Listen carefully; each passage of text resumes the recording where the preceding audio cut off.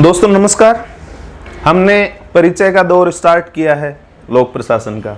आज ये दूसरा एपिसोड है। इसमें हम कुछ शब्दों को समझने की कोशिश करते हैं ताकि हम जल्दी से आगे बढ़ सकें और सारे सिलेबस को जल्दी से जल्दी कंप्लीट कर सकें, अवधारणात्मक स्पष्टता ला सकें ताकि आपकी रुचि किताबों में ज़्यादा से ज़्यादा बढ़ जाए। दोस्तों, लोक प्रशासन के बारे में 3 संकल्पनाएं हैं कि लोक प्रशासन क्या है। लोक प्रशासन एक डिसिप्लिन है, एक विषय है जिसको हम स्कूलों में पढ़ते हैं, कॉलेजेस में पढ़ते हैं, यूनिवर्सिटीज़ में पढ़ते हैं और अभी हम पढ़ रहे हैं। लोक प्रशासन एक प्रोफेशन है।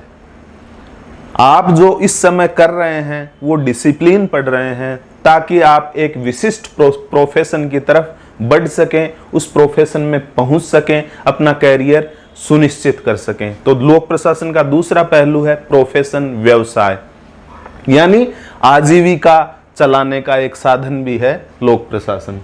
तीसरा है लोक प्रशासन एक प्रक्रिया।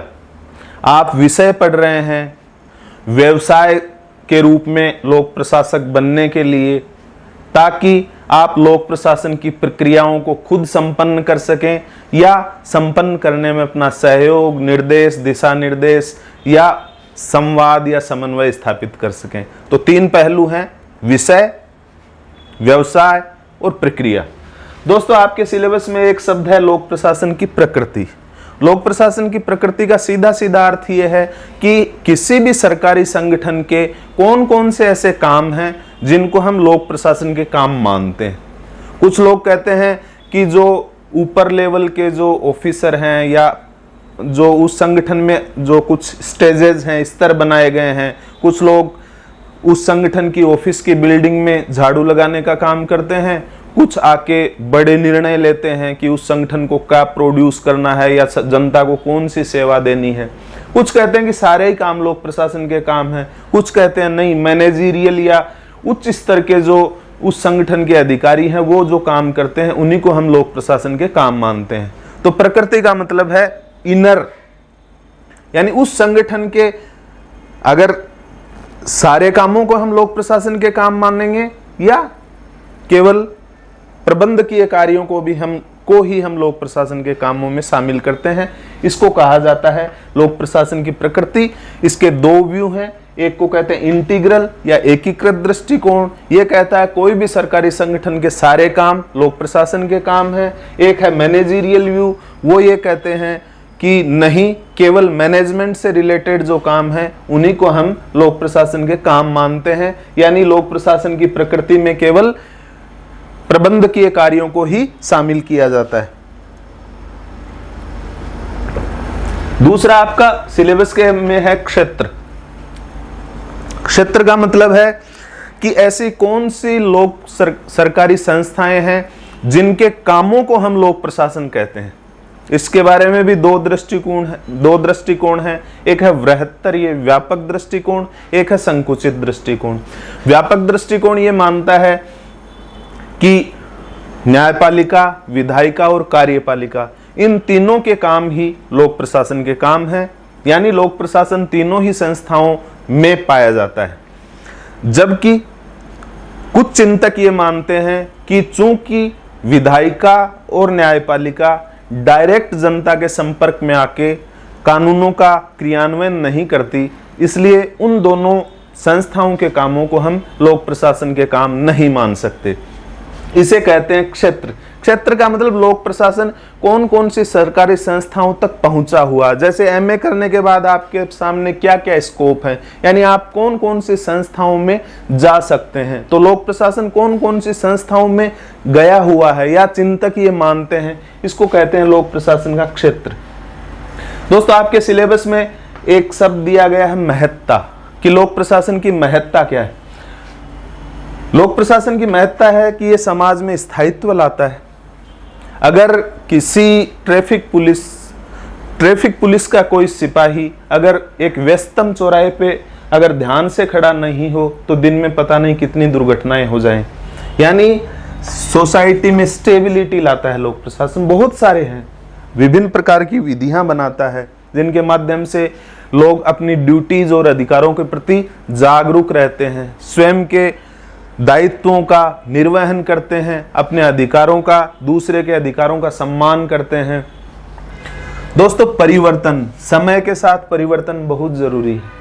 लोक प्रशासन, खासकर भारत जैसे विकासशील देशों में तो लोक प्रशासन का एक मुख्य कार्य है कि वो जनता में जो वर्तमान जरूरतें हैं, वर्तमान जो आवश्यकताएं हैं, उनके अनुरूप समाज में परिवर्तन का काम करे। सामाजिक जो रूढ़ियां हैं, जो प्रथाएं हैं जिनसे हमारा सामाजिक विकास अवरुद्ध हो चुका है, उनको समाज से हटाए। जैसे सती प्रथा को हटा दिया, बाल विवाह, अस्पृश्यता।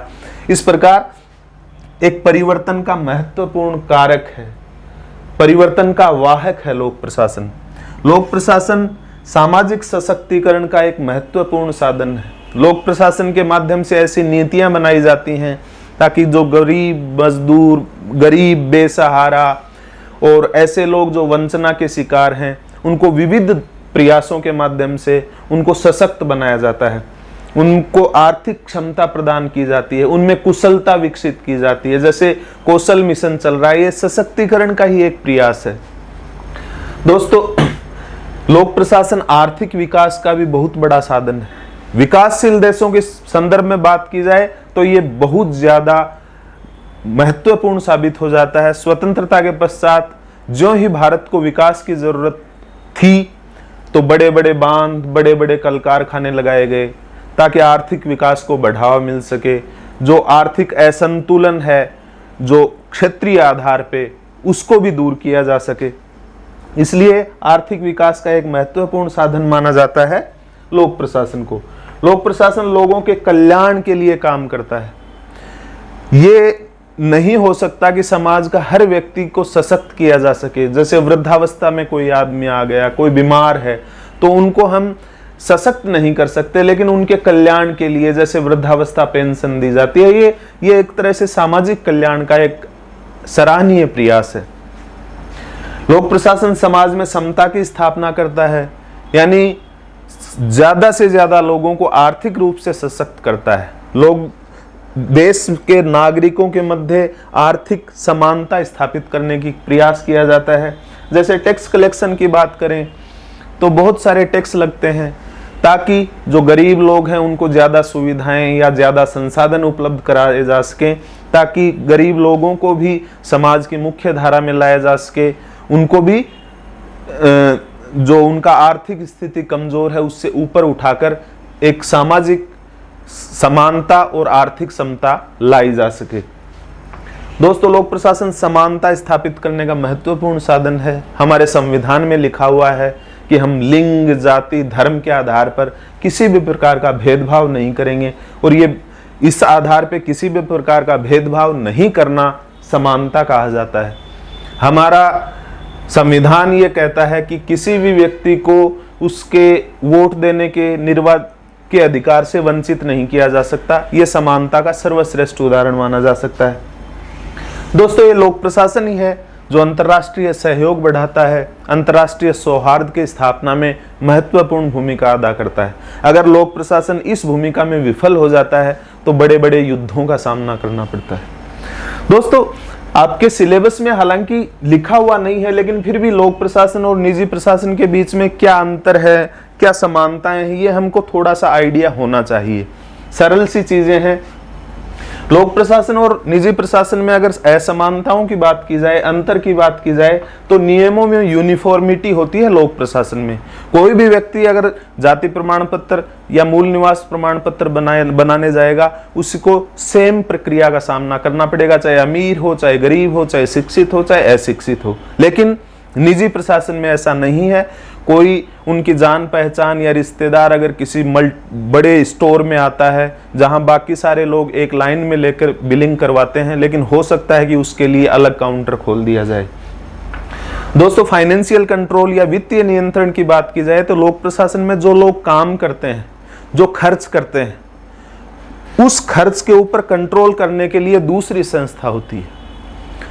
जो भारत के संदर्भ में बात की जाए तो सीएजी के माध्यम से विधायिका वित्तीय नियंत्रण की स्थापना करती है। अगर कहीं भी फाइनेंशियल एम्बेजलमेंट या कोई ऐसा लगा कि धोखाधड़ी हो रही है, वित्तीय गड़बड़ी हो रही है, तो उसको बहुत ही दंड दिया जा सकता है। तीसरा अकाउंटेबिलिटी, लोक प्रशासन जनता के प्रति जवाबदेह होता है, लेकिन कोई भी निजी प्रशासन या निजी एंटिटी या प्राइवेट कंपनी है वो जनता के प्रति नहीं, अपने शेयर होल्डर या मालिक के प्रति जवाबदेह होती है। चौथा है रिटर्न, जो भी निवेश किया है, लोक प्रशासन की जो एक्टिविटीज हैं उनमें भी पैसा खर्च होता है, यानी निवेश किया जाता है।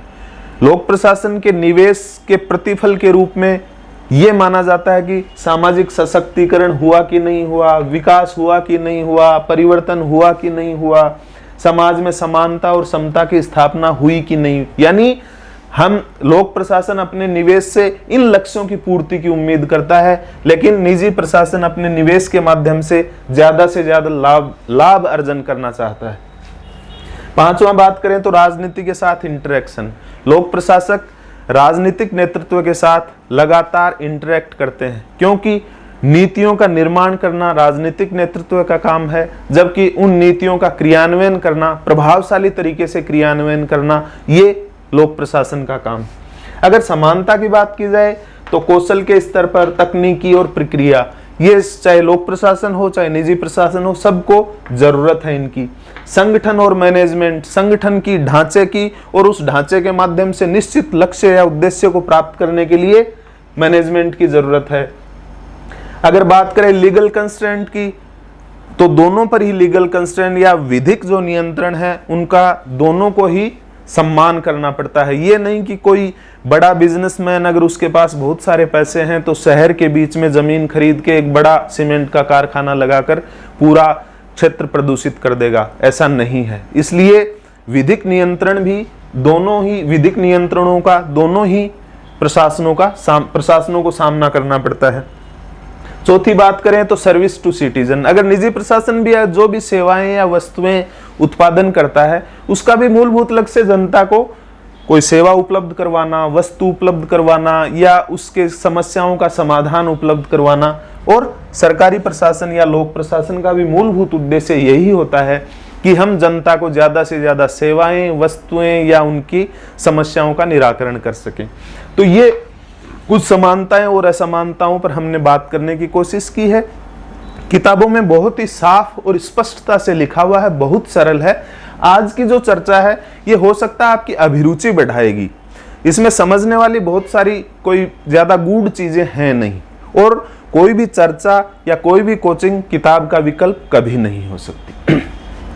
दोस्तों, लोक प्रशासन की जब बात आती है तो सबसे पहले सम्मान के साथ नाम लिया जाता है वुडरो विल्सन का। वुडरो विल्सन एक एडवोकेट थे, बड़े प्रथम विश्व युद्ध के समय अमेरिका के राष्ट्रपति थे, बड़े आदर्शवादी थे।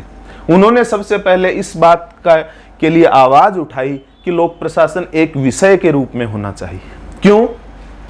उनका एक पेपर आया था द साइंस ऑफ एडमिनिस्ट्रेशन 1887 में, उसमें क्या उन्होंने सवाल किया था कि प्रशासन का एक विज्ञान क्यों नहीं होना चाहिए। फिर उन्होंने लिखा कि होना चाहिए, किस लिए?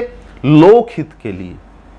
लोकहित के लिए प्रशासन की एक सैद्धांतिक अवधारणा का विकास किया जाना चाहिए, ताकि व्यवहार में उन सिद्धांतों को लागू करके और लोकहित को मजबूती दी जा सके। क्यों? क्योंकि उस समय तक अमेरिका में लोक प्रशासन में इंटीग्रिटी, अकाउंटेबिलिटी और सेंसिटिविटी का बहुत ज्यादा अभाव था। एक राष्ट्रपति की तो किसी बेरोजगार ने हत्या तक कर दी थी। तो ये कई सारे फैक्टरों के आधार पर फिर इस आदर्शवादी वकील ने कहा कि अगर हम प्रशासन का विज्ञान स्थापित करेंगे तो ये लोकहित में होगा। क्यों? क्योंकि ये सत्यनिष्ठा को बढ़ाएगा, जवाबदेही को सुनिश्चित करेगा और हमारी संवेदनशीलता में वृद्धि करेगा। इसके बाद लोक प्रशासन के संदर्भ में विल्सन का ये योगदान माना जाता है कि उन्होंने 4 महत्वपूर्ण क्षेत्रों में एक वैचारिक क्रांति की शुरुआत की। उन्होंने कहा कि लोक प्रशासन का एक विज्ञान होना चाहिए, मतलब एक व्यवस्थित अध्ययन के रूप में इसका विश्लेषण किया जाना चाहिए, सिद्धांतों की रचना की जानी चाहिए, ताकि व्यावहारिक रूप से हम लोक प्रशासन को और ज्यादा इफेक्टिव बना सकें। क्या बना सकें? इफेक्टिवनेस ला सकें, इकोनॉमिकल बना सकें, मितव्ययता ला सकें और एफिशिएंसी बढ़ा सकें। उन्होंने कहा कि अगर राजनीति और प्रशासन को अलग अलग करना बहुत जरूरी है, ताकि जो भी लोक प्रशासन में जो लोग प्रोफेशन के रूप में लोक प्रशासक बनेंगे वो लोग नॉन पार्टीजन होकर और इम्पार्शियल होकर काम कर सकें, यानी वो जनता के साथ भी भेदभाव पूर्ण तरीके से व्यवहार न करें और राजनीतिक नेतृत्व को भी एक स्पष्ट, तार्किक और सही सलाह दें, पार्टी हितों से स्वयं को अलग रखकर। तीसरा, उन्होंने कहा कि लोक प्रशासन में प्रोफेशनलिज्म लाने की बहुत जरूरत है। अमेरिका में उस समय तक क्या हो रहा था कि जो भी पार्टी सत्ता में आती थी वो अपने लोगों को ज्यादा से ज्यादा भर लेती थी, विविध पदों पे बिठा देती थी और पहले से जो लोग काम कर रहे हैं उनको निकाल देती थी। तो एक प्रोफेशनल एटीट्यूड डेवलप नहीं हो पाता था। तो उन्होंने कहा कि हमें निजी क्षेत्र से उधार लेनी चाहिए प्रोफेशनलिज्म। अमेरिका में इतने ज्यादा औद्योगिक संगठन काम कर रहे हैं, प्रभावशाली तरीके से काम कर रहे हैं, हमें उनसे सीख लेनी चाहिए, शिक्षा लेनी चाहिए।